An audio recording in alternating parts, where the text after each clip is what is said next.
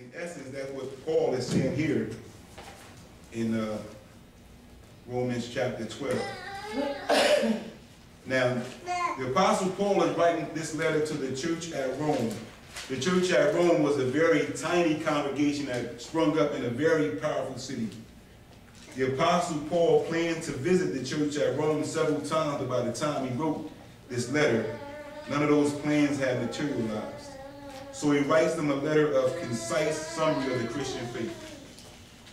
The city at Rome was the capital of the powerful Roman Empire, which at its time ruled the entire Mediterranean region.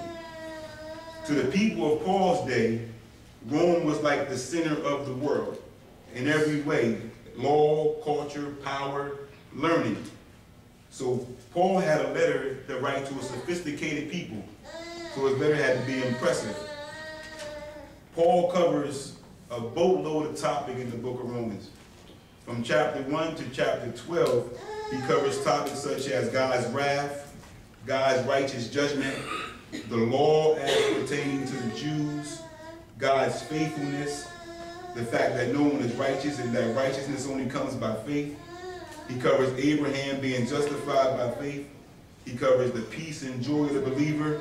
He covers death, how death came through Adam and life through Christ. He covers death to sin and being alive to Christ. He covers Christians being slaves to righteousness. He talks about marriage. He talks about struggling with sin. He talks about life through the Spirit. He talks about the future glory of the church. He talks about God's sovereign choice in election. That's whom he saves and whom he doesn't save. He talks about Israel's unbelief. He talks about the remnant of Israel.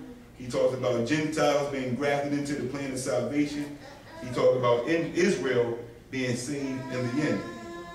So the Apostle Paul dropped a mountain, if you will, of information on this church at Rome. Things that they had never known before. So this brings us to chapter 12. Paul writes, "Therefore I urge you, brothers, in view of God's mercy, to offer your bodies as living sacrifices, holy and pleasing to God. This is your spiritual act of worship. Do not conform any longer to the pattern of this world, but be transformed by the renewing of your mind. Then you'll be able to test and approve what God's will is, his good, pleasing, and perfect will." Now, if you can put yourself in the shoes of the Roman church. Rome at this time was much like a place like New York City. It was the center of everything. It was the center of fashion, center of the law, the center of learning, the center of culture. Much like everything today comes from New York City, the fads and things like that. That's how Rome was. So if you can put yourself in their shoes, this is a place where they learned only to think of themselves. This is a place where they learned to keep up with the latest fads and fashions. This was a place where they learned and were taught that happiness only comes by what you have and how much of it you have. You can see why Paul speaks to them of renewing their mind after coming to Christ, because they were so influenced by the things of Rome. So after coming to Christ, Paul drops on them his boatload of information, and then he gets to them and says, renew your mind to these things. Renew your mind from your old way of thinking to the things that pertain to Christ. Amen? Amen. So he begins by urging them in view of everything he shared with them, all this information before chapter 12. He urges them, in light of everything I told you, which is God's mercy, to offer your bodies as living sacrifices, holy and pleasing to God. This is your spiritual act of worship. So in essence, he says, give your bodies to God. Now we know our makeup. Our makeup as believers or people is spirit, soul, and body. We are three parts. So Paul says to them, give your body to God. So once your body is given to God, there's no more sin that you can commit with it. Amen. When you give God your body, there's no fornication you can't commit because God has your body. So no longer are you able to use your body in those things that pertain to the flesh. So if God is truly in you, there is no sin that you commit with your body. So God saves your spirit. Once you're saved, God saves your spirit. You have to give him your body, what Paul tells them, give God your body. And then he tells them in verse 2 to renew your mind. So God has your body, your spirit is saved. Only thing you have left is your mind. You got to renew that. Amen.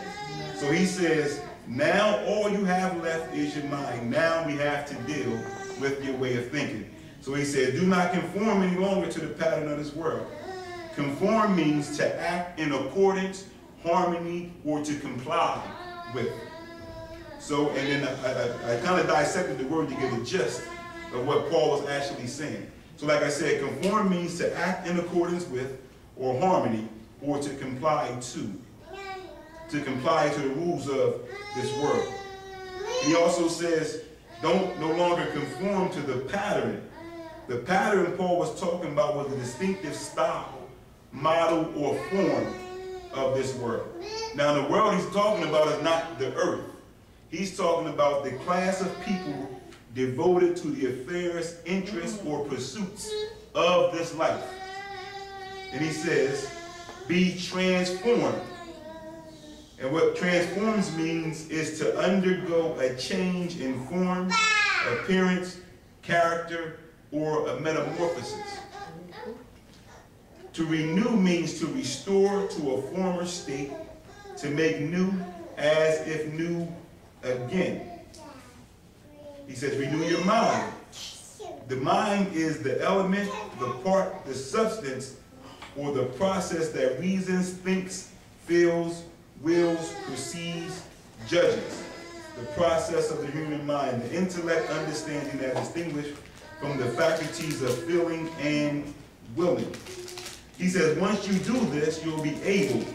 Able means having the necessary power, the skill, the resources, or the qualifications to do a certain thing. He says, after you are able, then you'll be able to test. Test means the means by which the presence of a quality or genuineness of anything is determined by means of a trial. So like when they test a diamond, they got to actually try to chip it to see what density it is. Right. He said you'll be able to approve. Approve means to speak, think favorably of, pronounce, or consider agreeable or good. And what you'll be able to prove is the will of God. The will means it's the wish or purpose as carried out, or is supposed to be carried out. And it says his will is good. Good is morally excellent, virtuous, righteous, and pious. It also says it's pleasing. Pleasing means giving pleasure to, agreeable, gratifying, and a pleasing performance. The last thing he says, God's will is perfect. Perfect means excellent or complete beyond practical, theoretical improvement, exactly fitting the need in a certain situation or for a certain purpose. Now, all are definitions. So putting this all together, what Paul was saying to them was, do not act in accordance or harmony to the distinctive style or pattern of the class of people devoted to the affairs of this life. He said, undergo a change in your appearance, in your character, in your form, by restoring your mind to its former state. Your mind being that part that thinks, wills, perceives, and judges. Once you do this, you'll have the necessary power, the skills, the resources, the qualifications to test, to determine the quality and genuineness, and approve to speak favorably of God's will, which is his purpose to be carried out in your life. He says his will is morally excellent, it gives pleasure, is perfect, excellent, complete beyond measure, exactly fitting the need in a certain situation or a certain purpose. Amen? Amen. That's what Paul was saying in essence to these people.